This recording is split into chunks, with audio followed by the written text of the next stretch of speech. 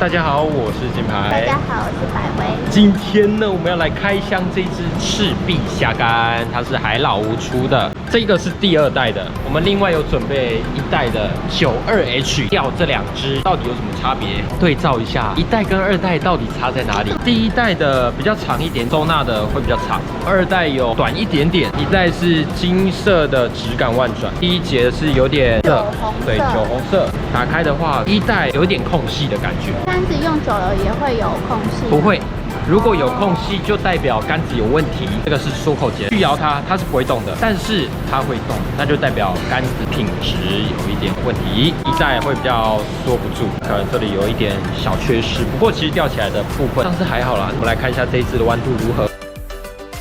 这一只的话呢，它是第1节会比较软，比较弯一点。它2代唯一是比较粗的，这个的话密度就比较够了。我们来看一下调性。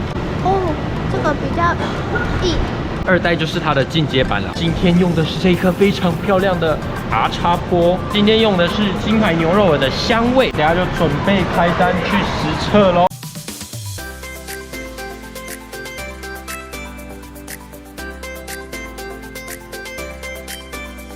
有点不好啦，感觉整个都在晃。这一次是有放虾的哦，你不要说什么我钓有放黑啊，然后什么不公平哦如果这次再钓不到，就是你的问题哦。我就是有问题。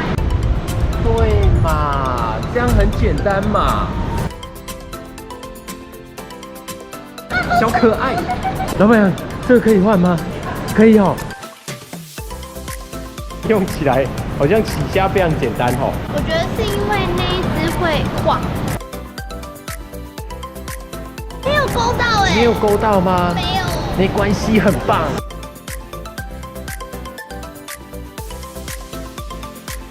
那如果2只比起来，你觉得哪一只会比较好？2代会比较好。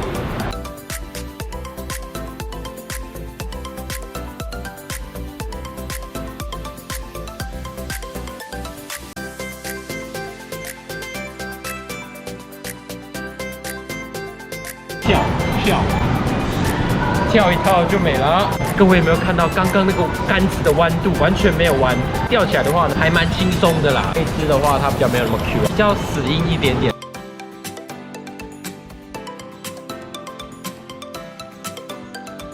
再钓一只我们就要换杆喽。好。放枪吧。那我们就来换另外一只 92H 来试试看喽。其实我反而觉得这一只比较像那个雨流。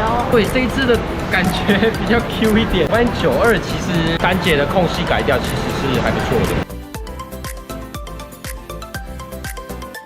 已经测试完毕了，那我们来看一下1个小时公虾钓了多少。扣掉网子有1斤，那我们东西收一收去做个结尾咯。做结尾。刚刚在新如意测试赤壁虾干，我比较喜欢硬。92跟95最大的差别就是它的那个缩口节部分有修正。92H 它的第1节弯度跟雨流其实有一点像，用起来的话，我觉得2代版的还不错。今天赤壁开箱影片就到这边了，我们下次见，拜拜。